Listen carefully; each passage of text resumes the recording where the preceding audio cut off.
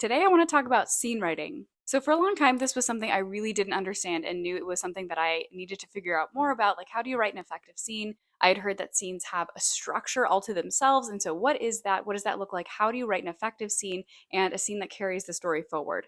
And so today I'm going to tell you all of the tips that I've learned about this lately. I have 6 tips to share, and they are mostly from Story Equation, the Story Grid, and also just other random things that I've been consuming about writing craft lately.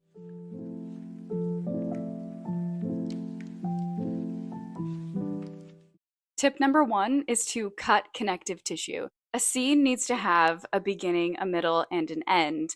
And a lot of times, us writers are trying to connect things in our brains as we're writing. And so we write in unnecessary details, like how the character, brushed their teeth and went to bed that night, and then, woke up the next morning and went to breakfast. And it's like all of that stuff is unnecessary. We don't need to connect one significant moment in the character's life to another by a long string of mundane events. So cut the words that are between significant events where something actually happens or changes or moves the story forward in some way. We're all super guilty of this, especially in a first draft, but that's something to look for maybe after you've written your first draft, or if you're in the process of drafting, think about how can I not put in that stuff that I'm going to have to cut out later and actually make like a really good compact scene that is self-contained and that doesn't have a bunch of spillover of mundane things that are just kind of clogging up the story.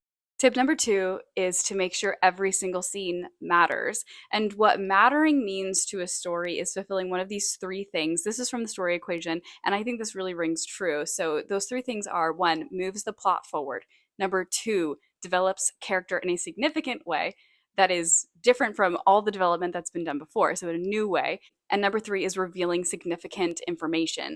If a scene doesn't fulfill one of these 3 things, it really should not be in the book. And what's even better is if you can have a scene that accomplishes all 3 of these things. So there's character development going on while they're uncovering some vital piece of information, and then something happens that moves the plot forward. Like, a scene really should contain all 3 of these, but if it contains none of them, it should not be in your book. And there are elements where you might think, like world building, like maybe I need a scene to really talk about my world building and to just set the scene and show what world I've created. Well, the problem with that is that if it's not doing those 3 things, it's not going to engage your reader enough to pull them along to the next scene. And so you might lose your reader if you spend a scene world building. And so what you want to do is, if you have a significant element that you think deserves a scene, but it doesn't do anything else, then you need to incorporate that element into a different scene that actually does accomplish one of those 3 things. So if you have world building that you need your reader to understand, sprinkle it into a scene that is more plot driven or more character driven or just more significant in some way.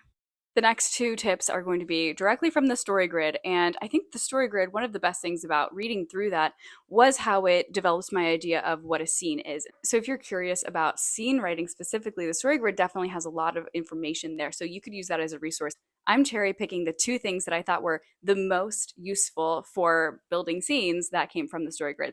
But the first one is going to be that every scene has a structure. And Sean Coyne, who's the author of the Story Grid, argues that this is the same structure that is found in the entire story and in each act, and then in each scene, and technically in each beat, which is an even smaller unit of story. But we're not going to go there because that gets complex. But for a scene, the 5 elements that you have are inciting incident, progressive complications, so they encounter obstacles to their goal. Number 3 is what he calls a crisis, but it actually means a decision point. So this is where a character comes to a crossroads and it forces them to make a decision or not make a decision, which is a decision. That shows us their character and forces them to either change or stagnate or just show their colors. And number 4 is the resulting action from that decision. So they not only have to make a decision, but they have to actually act on it.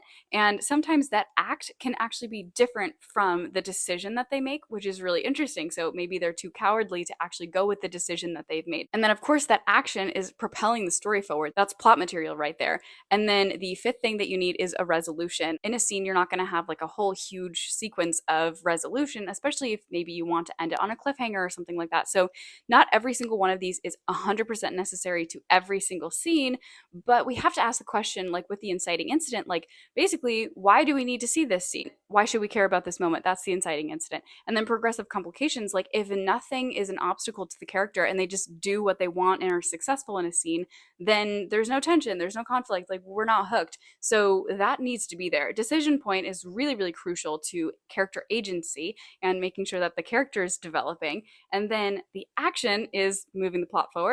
And then scenes can benefit from some small moment of tying up that decision and that action. So that's the structure of a scene. And it's really easy to remember because it's the structure of a whole story. And so, it's basically broken down into tiny little stories, and we can just tell each one of them really, really well. Something that goes along with this is something I've said in a previous vlog. I think it was my Camp NaNoWriMo prep vlog. So you might have heard it then, and it might be repetitive now, but I'll say it here because I think it really goes along with this idea of these 5 essential moments in a scene. I don't know who says it, but some famous writer that I heard somewhere says that every single scene should be able to be your favorite, or be a candidate for your favorite, or somebody's favorite. So if every single scene is someone's favorite scene, then you have a great book where every single scene is hooking somebody for some reason. And if you have a scene that you come across where you're like, I could not imagine this being anybody's favorite scene, it really might be missing one of those 5 essential elements. What do you need to do to take it to the level where it could be your favorite? I think every single scene needs that much attention, and the book as a whole will be so improved by that kind of attention to every scene. So don't let a scene be a dud scene that needs to happen. You don't need to be bored by your scenes. Nobody else needs to be bored by your scenes. Like, take the time to create something rich in every single scene. And the best way to do that, I think, is just to make sure you have all 5 elements of story going on in every single scene. The next tip is also from Sean Coyne, and these are extra elements that he includes in every scene to basically achieve what I've just talked about making every scene a candidate for somebody's favorite. So these are beyond the 5 elements of story. If you add these, the scene just blossoms. It becomes so much more interesting. So these are the elements that he suggests. I'm just going to say it one more time, decision point. Obviously that was in the 5 elements, the rest aren't, but decision point, like, oh my goodness, if your scene doesn't have your character making a decision, they're just going along the trajectory they set for themselves, like, there's no reason for internal dialogue and for character agency and for like dilemma. Adding a decision point to every scene is so enriching. So think about that. The next element he suggests is a turning point. Now, this is very interesting because a turning point is essentially something surprising happening in the scene, where the scene is not just playing out how you expect it, but something happens. It could be an action by somebody else, or some type of natural event, or something outside of the influence of one specific person, or it could be an information reveal. And so basically, this is something that turns the scene on its head. It surprises the reader, it keeps them guessing, and it's thrilling to read something where there's a twist. It doesn't necessarily have to be as big as a plot twist, especially if you're putting it in every scene, but just something surprising, something unexpected happens in every scene. So ask yourself, could the reader predict everything that's going to happen in this scene, or am I surprising them in some small way that's going to make them want to keep reading this book because they're going to keep getting those thrills and those surprises, and the book is going to be more than what they expected. So basically, over delivering. So not only meeting your reader's expectations, but exceeding them in every single scene. That's going to make for a great book. And the last element that you should think about adding to every scene is going to be a value shift. And so this is on a micro scale, essentially an emotional shift from one emotion to another. And so this keeps the scene from being stagnant.